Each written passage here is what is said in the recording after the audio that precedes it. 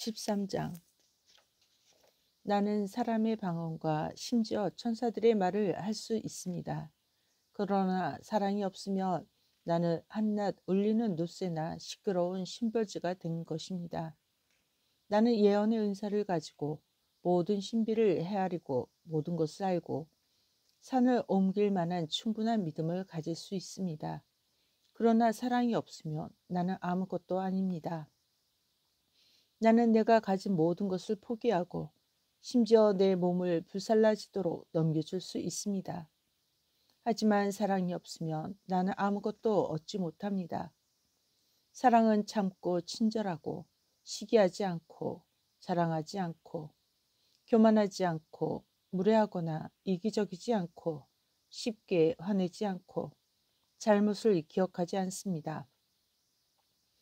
사랑은 다른 사람들의 죄들을 고소하게 여기지 않고 진리를 기뻐합니다. 사랑은 항상 참고 항상 믿으며 항상 소망하고 항상 인내합니다.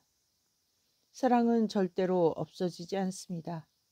그러나 예언은 사라질 것이고 방언은 그칠 것이고 지식은 사라질 것입니다. 왜냐하면 우리의 지식은 부분적이고 우리의 예언도 부분적이기 때문입니다. 그러나 완전한 것이 오면 부분적인 것은 사라질 것입니다. 나는 어린아이였을 때 어린아이처럼 말했고 어린아이처럼 생각했고 어린아이처럼 주장했습니다. 이제 내가 어른이 되었으니 나는 어린아이의 방식들을 버렸습니다. 지금은 우리가 거울로 희미하게 보지만 그때에는 얼굴과 얼굴을 맞대고 볼 것입니다. 지금은 내가 부분적으로 알고 있지만 그때에는 하나님께서 나를 온전히 아시는 것처럼 나도 온전히 알게 될 것입니다. 이제 믿음과 소망과 사랑, 이 세 가지는 항상 있을 것인데 그중 가장 큰 것은 사랑입니다.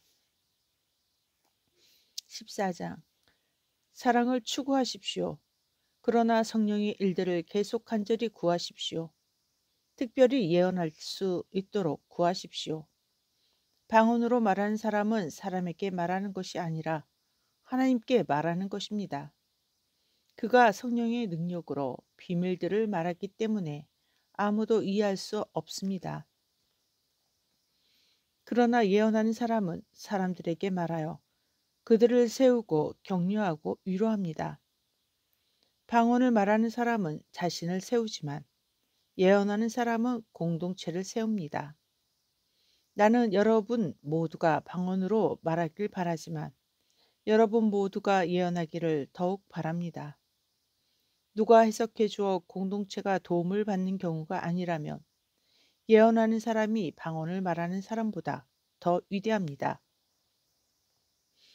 형제 여러분, 내가 여러분에게 가서 방언으로 말한다고 가정해 봅시다.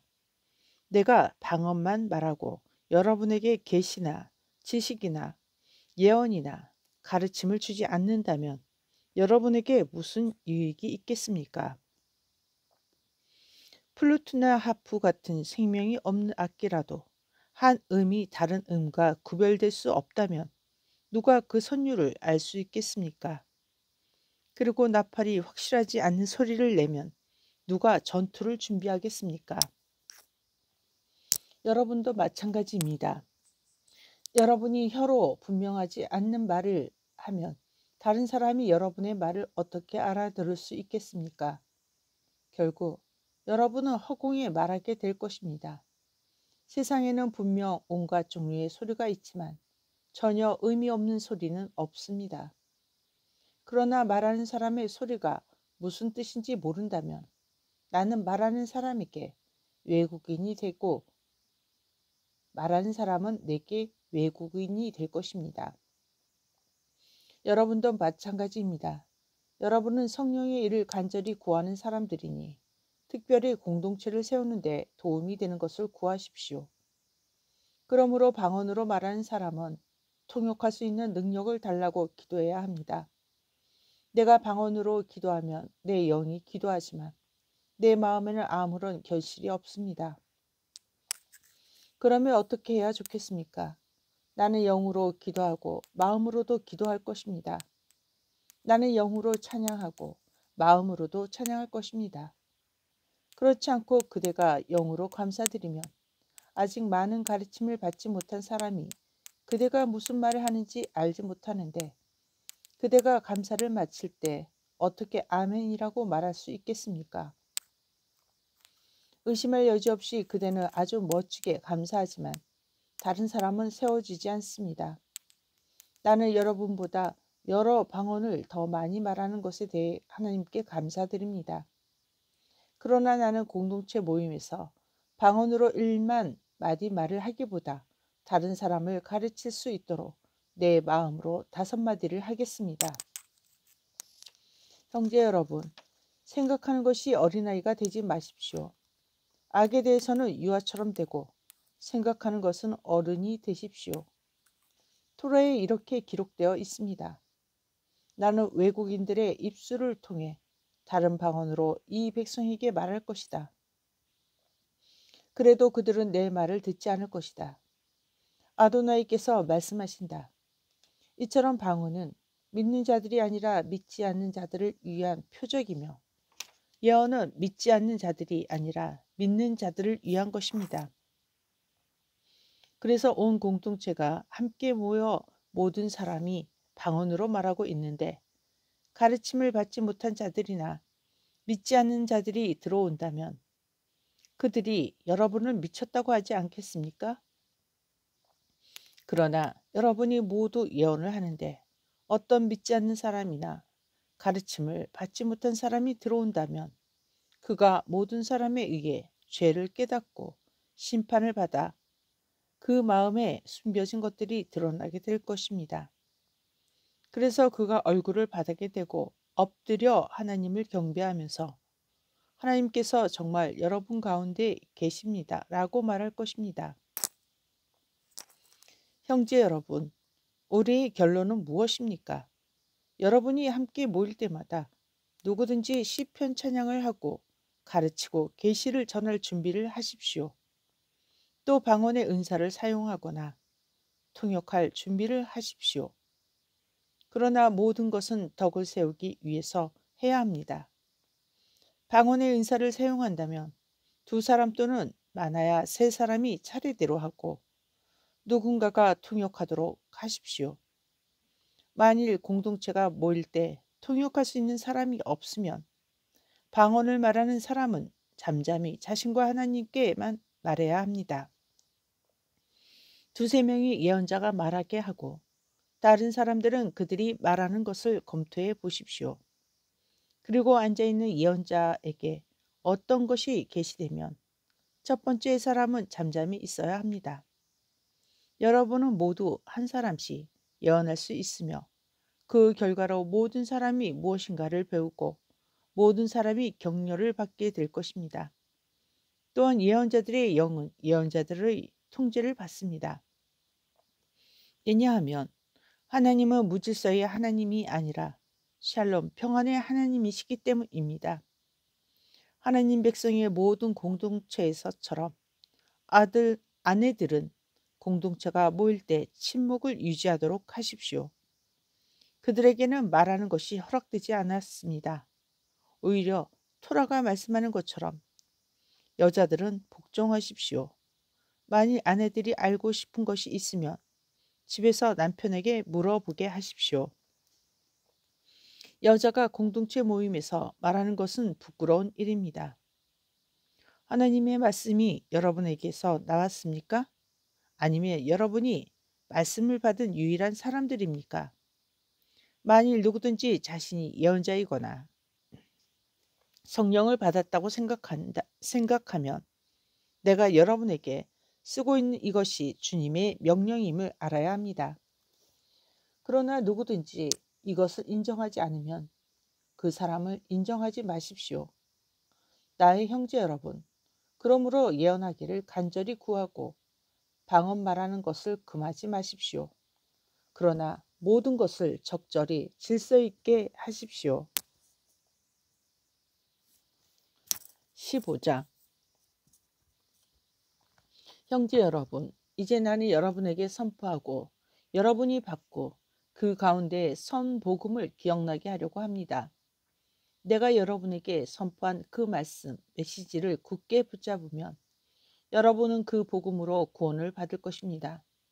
그렇지 않으면 여러분의 믿음은 헛되게 될 것입니다. 내가 여러분에게 처음으로 전한 것 중 하나는 나도 받은 것입니다. 메시아께서는 타나크 구약 성경의 말씀대로 우리의 죄들을 위해 죽으시고 장사되셨다가 타나크 구약 성경의 말씀대로 셋째 날에 살아나시고 케파 베드로에게 보이시고 12 제자에게 보이셨습니다. 그 후 한 번에 500명이 넘는 형제에게 보이셨습니다. 그들 중 일부는 죽었지만 대다수는 아직 살아 있습니다. 그 다음에는 야고보에게 보이셨고 이어서 모든 사도에게 보이셨습니다.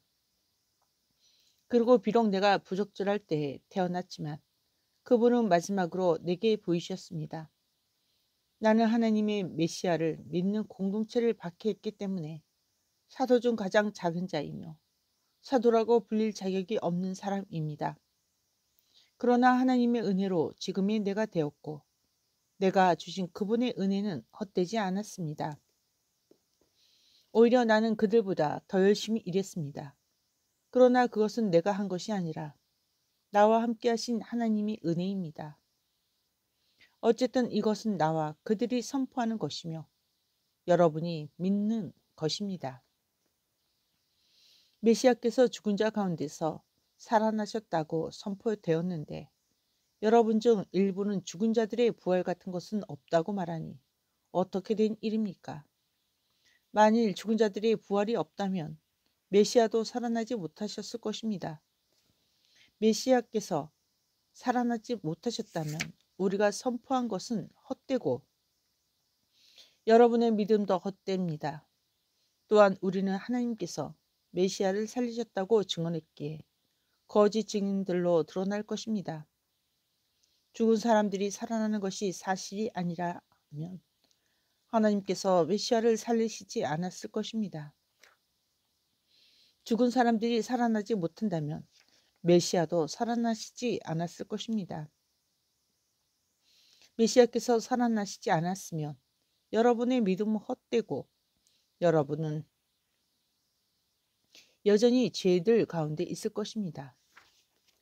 만일 그랬다면 메시아와 연합하여 죽은 자들도 망했을 것입니다. 우리가 이 생을 위해서만 메시아께 소망을 둔다면 우리는 누구보다 더 불쌍합니다. 그러나 메시아께서 죽은 자 가운데서 살아나셔서 죽은 자들의 첫 열매가 되셨습니다. 죽음이 한 사람을 통해 왔으므로 죽은 자들의 부활도 한 사람을 통해 왔습니다. 아담과 관련하여 모든 사람이 죽은 것 같이 메시아와 관련하여 모든 사람이 살게 될 것입니다. 그러나 각각 차례가 있습니다. 메시아께서 첫 열매이십니다. 그 다음은 메시아께서 오실 때 그분께 속한 사람들입니다. 그 후에 그분께서 모든 통치권과 모든 권위와 권세를 없애시고 하나님 아버지께 왕국을 넘겨주시면 절정에 이르게 됩니다. 그분은 자기의 모든 원수를 자기 발 아래에 두실 때까지 다스리셔야 합니다. 마지막으로 파멸되어야 할 원수는 죽음입니다. 왜냐하면 그가 모든 것을 그의 발 아래에 복종시키셨다라고 했기 때문입니다. 그러나 모든 것 그분께 복종했다고 말할 때 분명히 그 말에는 모든 것을 메시아께 복종시키신 하나님은 포함되지 않습니다. 이제 모든 것이 아들에게 복종하면 그분은 모든 것을 자신에게 복종하게 되신 하나님께 복종하실 것입니다. 이는 하나님께서 모든 사람의 전부가 되시려는 것입니다. 그렇지 않았다면 죽은 사람들을 위해 물에 잠긴 사람들은 무엇을 이룬 것입니까? 죽은 사람들이 실제로 살아나지 못했다면 사람들은 왜 그들을 위해 물에 잠길 것입니까? 그 문제에 대해 우리는 왜 매 시간 위험을 무릅써야 합니까? 형제 여러분, 우리 주 예수와 메시아께서 내게 주신 자랑할 만한 권리로 진지하게 말합니다. 나는 날마다 죽습니다. 내가 에베소에서 단지 인간적인 이유로 야수들과 싸웠다면 내가 그것으로 무엇을 얻을 수 있겠습니까? 죽은 사람들이 살아나지 않는다면 우리 또한 내일이면 죽을 텐데 먹고 마시자라고 말하면서 살 수 있습니다. 속지 마십시오. 나쁜 친구는 좋은 성품을 망칩니다. 정신을 차리십시오. 의롭게 살고 죄짓지 마십시오. 나는 하나님에 대한 지식이 부족한 사람들이 있기에 여러분을 부끄럽게 하려고 이 말을 합니다. 그러나 누군가는 죽은 사람들이 어떤 식으로 살아납니까? 그들은 어떤 몸을 가지고 있습니까? 라고 물을 것입니다. 어리석은 사람이여, 그대가 씨를 뿌려도 씨가 먼저 죽지 않으면 살아나지 않습니다. 또한 그대가 뿌린 것은 장차 이루어질 몸이 아니라 밀이나 다른 것의 씨일 뿐입니다. 그러나 하나님께서 자신이 의도하신 대로 그것에 몸을 주십니다. 각 종류의 씨에 각각의 몸을 주십니다. 모든 생명체가 똑같은 생명체는 아닙니다.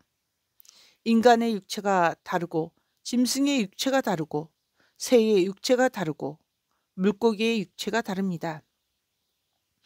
또한 하늘에 속한 몸과 땅에 속한 몸이 있습니다. 하늘에 속한 몸의 아름다움이 다르고 땅에 속한 몸의 아름다움은 또 다른 것입니다. 태양의 아름다움이 다르고 달의 아름다움이 다르고 별들의 아름다움이 다릅니다. 진실로 각 별은 고유한 아름다움을 가지고 있습니다. 그러므로 죽은 사람들의 부활도 이와 같습니다. 몸이 심어지면 썩지만 몸이 살아나면 썩을 수 없습니다. 비천하게 심어져서 아름답게 살아날 것입니다. 약한 것으로 심어져서 강한 것으로 살아날 것입니다. 평범한 인간의 몸으로 심어져서 성령이 다스리는 몸으로 살아날 것입니다. 평범한 인간의 몸이 있다면 성령의 지배를 받는 몸도 있습니다. 사실 타나크 구약 성경은 첫사람 아담은 살아있는 인간이 되었다라고 말씀합니다. 그러나 마지막 아담은 생명을 주는 영이 되었습니다. 그러나 성령에게서 나온 몸이 먼저 온 것이 아니라 평범한 인간의 몸이 먼저 오고 성령에게서 나온 몸은 그 후에 온 것에 주목하십시오. 첫 사람은 땅에서 나와 흙으로 만들어졌지만 둘째 사람은 하늘에서 왔습니다. 흙에서 난 사람들은 흙의 사람과 같고 하늘에서 난 사람들은 하늘에서 온 사람과 같습니다. 우리가 흙으로 된 사람의 형상을 지닌 것처럼 하늘에서 온 사람의 형상도 가질 것입니다. 형제 여러분, 나는 이 말을 하고자 합니다. 살과 피는 하나님의 왕국을 상속할 수 없으며 썩은 것은 썩지 않은 것에 참여할 수 없습니다. 보십시오. 내가 여러분에게 비밀을 말하겠습니다.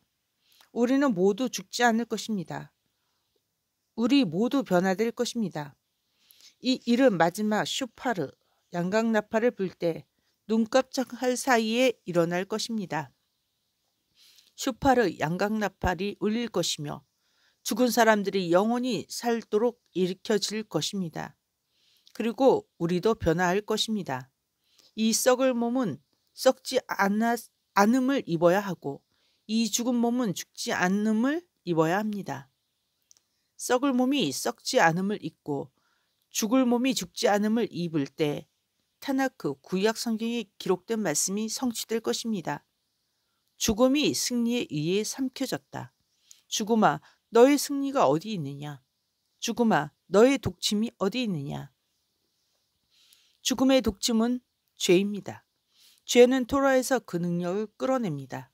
그러나 우리 주 예수와 메시아를 통해 우리에게 승리를 주시는 하나님께 감사합니다. 나의 사랑하는 형제 여러분, 그러므로 굳게 서서 흔들리지 말고 여러분이 할 수 있는 한 항상 주님의 일을 활발하게 하십시오. 여러분의 수고가 주님 안에 헛되지 않음을 압니다. 아멘.